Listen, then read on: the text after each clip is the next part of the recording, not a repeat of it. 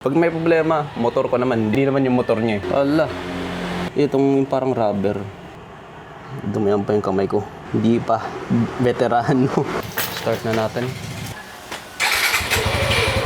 Mukhang sumakses, man. Pwede na mechanic ko. So far, so good. Actually, ito yung first time ko mag-change oil ever in my life. Ito yung motor ko, Suzuki Gixxer. And due na siya for change oil. Naka 1.5 kilometers na siya. Pwede naman siya sa kasa, pero natatagalan kasi ako sa kasa eh. And mukhang yung sinearch ko naman siya online, mukhang kaya naman eh. Mukhang simple naman siya na great for beginners kagaya ko. Kasi ito yung unang motor ko and why not start learning new stuff? Yung mga basic maintenance, yung mga ano pa. May nakasulat dito, 1,000 ml. Meron sa mga videos online, nakalagay sa kanila, 950 ml lang. So, I'm not sure. Alam ko lang na dapat in between sa dalawang linya yung level ng oil. Actually, di ko nga makita eh. Dapat may flashlight ako dito. Actually, simple lang naman. Tatanggalin lang to. Itong screw na to. Tapos magdi-drip na yung oil. Then, after that, ito lang yung tatanggalin. Yan, and yan. Tapos hugutin yung oil filter, tapos papalitan ng bago. Tapos balik ulit na. Pag naubos na yung oil sa ilalim, takpan mo na ng screw ball ulit. Tapos saka mo lalagyan ng oil. Kasi napakapangit nun pag hindi ko sinirado dito, tapos maglalagay ako ng oil dito. Yung bubuhos lang yung sa ilalim. Confidence level, nasa 8 naman. Nasa 8 naman. Mukhang kaya talaga. Wag lang talaga kakalimutan yung screw sa ilalim. Doon tayo magkaka-problema. Sayang yung oil. So ito na, yung mga gamit ko. And ito yung pinili ko. Kasi from reviews or yung mga nababasa ko online, umaabot na ng 4,000 to 5,000 kilometers without needing a change oil. Ayaw kasi ma-hassle din. Maganda na rin yun na ganun katagal. Shell naman, binili ko sa mismo gas station ng Shell. And I think okay naman, di ba? We'll see. Pag may problema, motor ko naman, hindi naman yung motor niya eh. Actually, may issue ako dito sa binili kong oil filter dun sa isang motorcycle parts shop. Tignan mo, binuksan ko na siya. Kasi, ano lang, naisipan ko lang buksan. Alam ko yung mga nakikita ko online, pagbukas nila dito, meron naka-wrap na plastic yung filter. Dito wala. Pagbukas ko yan talaga siya. Nakabukas na siya. Tsaka meron siya nung medyo dumi sa gilid. Pero, inamay ko naman, may bago naman. Siguro next time talaga sa Shopee na lang ako bibili or sa Lazada. So far, amoy brand new. Para siyang amoy bagong kotse.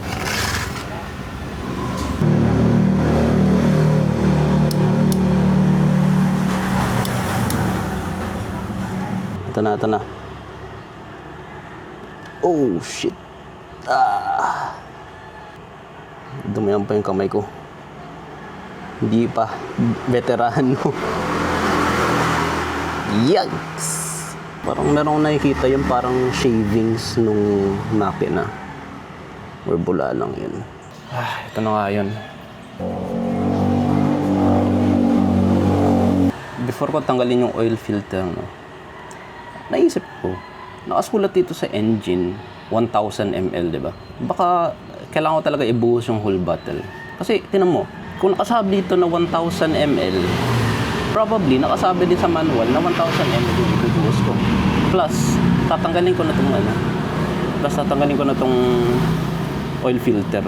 Alam ko, pag nagtanggal ka ng oil filter, mag-a-add ka ng additional 50 or 100. Titingnan ko na lang talaga dito sa level. Kung in between ba siya dito sa up and itong low ata. Yan ata yung meaning nito. Alam ko full to, tsaka full or low. Yun natin yung indicator dito. Yung sa ilalim. So, hindi kasi makita mo si madilim. Yung alam ko lang, kailangan hindi siya lalampas dito sa full. So, in between okay lang. Ngayon, nag-measure na ako. Ito yung gagamitin, 8 mm. Kung ako nga pala ipapipiliin, no, mag-iiba ako ng tools, medyo pangit pala siya. Kasi parang may kulang eh. Medyo mataba kasi. Meron siya ng parang pole para kunyari mahaba, di ba? Gusto ko linisin yung front sprocket. Pero hindi ko malinis kasi sobrang taba nung yung parang extender niya. So maghahanap ako ng bago sa Shopee. Nakakangalay din Ang saya kung meron upuan. Nakasquat lang ako ngayon. Alam ko kailangan linisin yung nasa loob. Medyo meron na siyang dumi. Yung parang yung nato yung rainwater. Yung nagsusalt siya. Ayun, sobrang dumi.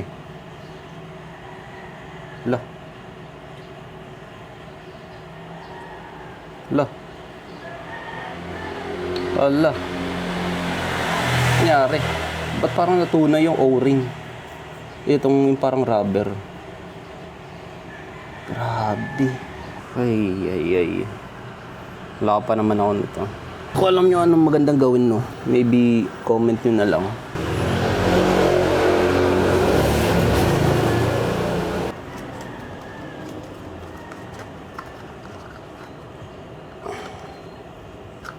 Tinanggalan ko na lang siya ng yung parang yung melted part. Kasi naisip ko baka in the long run, kasi matagal pa yung sunod change oil na to baka pumunta sa oil yung melted plastic and baka magkaproblema yung engine. So tinanggal ko na lang, tsaka nilinisan ko na lang talaga siya. Tsaka ginawa ko lang to para documentary din, maybe in the future meron ginawang mali, makorek ko yung sarili ko.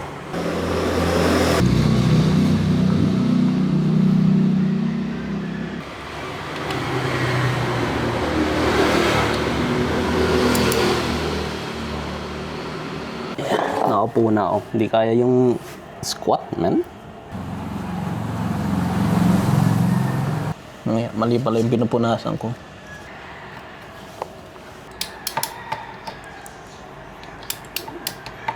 Now the fun part. Pagbubuhos dito. And making sure na walang tatagas. Hindi rin biro, no? Nakakapagod din. Napawisan mo, nag-long sleeve pa.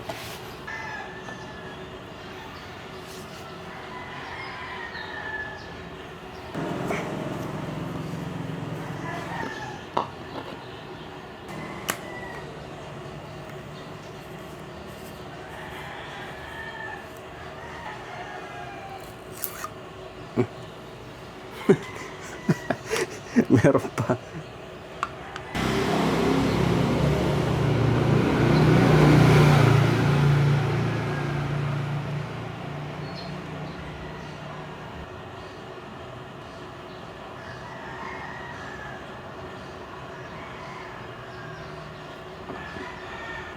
Okay naman siya sa levels.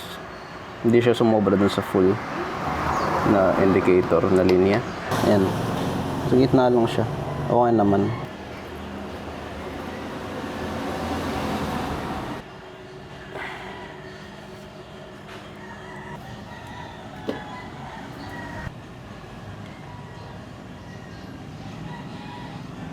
Start na natin.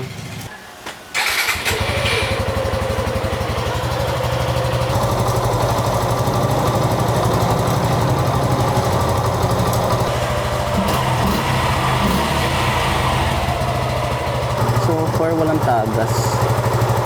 Papataklan ko na lang 5 minutes, 10 minutes. Mukhang sumakses, man. Mukhang sumakses. Pwede na, mekaniko. Yan, si Zero. Pwede na. Nakatipid-tipid din sa labor.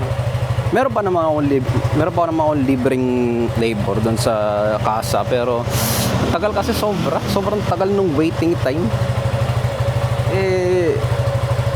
Judging from the videos na napanood ko, change oil lang, siguro mga 30 minutes tapos ka na Doon abutin ako ng 2 to 3 hours. At saka in that time, dalawa lang aming customer.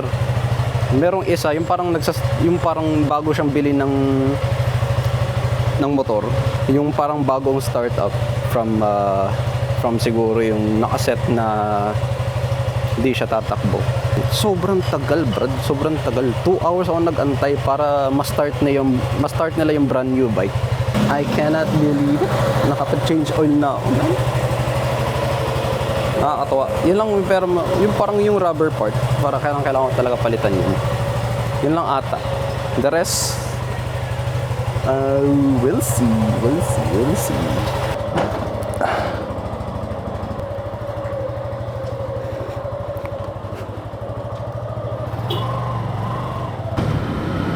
So far, so good.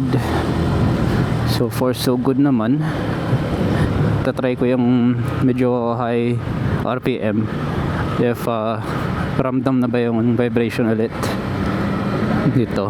Medyo malawak dito. Magpatakbo ng mabilis. 3, 2, 1.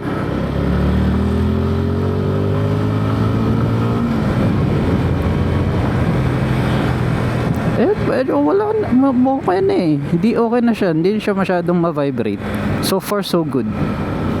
Hindi ko naman sinasagad lagi yung every gear ko. Maganda na yung nagme-maintain ka to 4,000 to 5,000 RPM din. Then sasabak ko siya sa traffic. Hindi tayo makakasingit basta-basta. Ano to?